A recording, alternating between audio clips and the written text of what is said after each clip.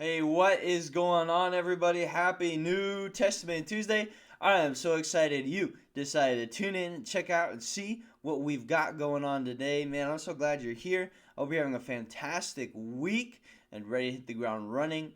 Hey, we're going to continue on in our challenging series, a series that challenges you so you can grow and become more spiritually disciplined, a more mature Christian.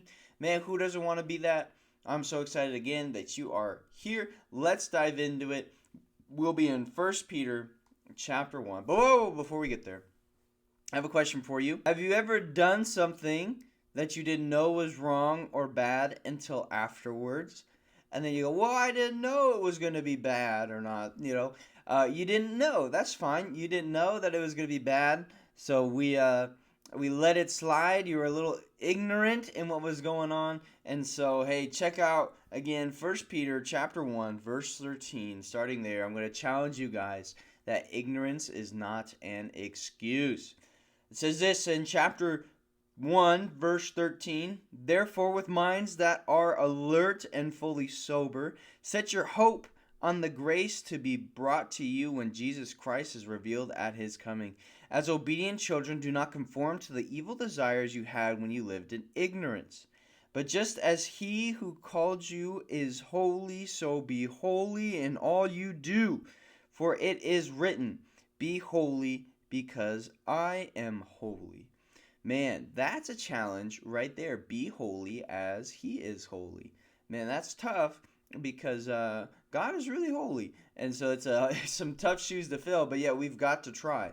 And so what I want to get at today is that. Going back to verse number 14, as obedient children, do not conform to the evil desires you had when you lived in ignorance. Now that we are Christians and we're going on and we're learning, we now know that some of the things we used to do is no longer okay for us to do. Think of it as this big circle. If God is in the middle, we have things that take us this way and things that take us that way, things that bring us in and things that, get all around. We stay in this circle of okay things to do as a Christian, but there are some things that are going to take us further outside of that circle and things that are going to take us further inside the circle. As we grow as Christians, no longer do we have the excuse of being, well, I didn't know. Well, now you should know. In college, it was a saying by our student life director. She would go on and say that if you mess up in the handbook, you break one of the campus rules, you adhere to, once you become a student, that you say, yes, I've read the handbook.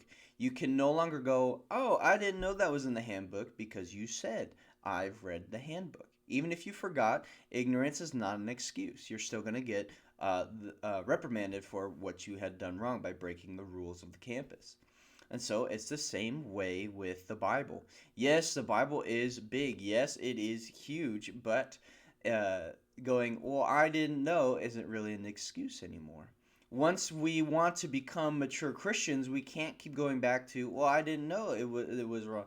We should have this moral compass, this Christian ethic, and these fruits of the Spirit to help us go about our life in a way that would be honoring to God. Not going after the desires of our heart, the evil things that we want to do, and we can't keep claiming ignorance. At some point, we have to buckle down and be holy as he is holy, because he said, I am holy, so be like me. My challenge for you today, it's a tough one. This New Testament Tuesday challenge is a tough one. I want you to be holy as he is holy. That's a tough one, but here's the first step in doing that.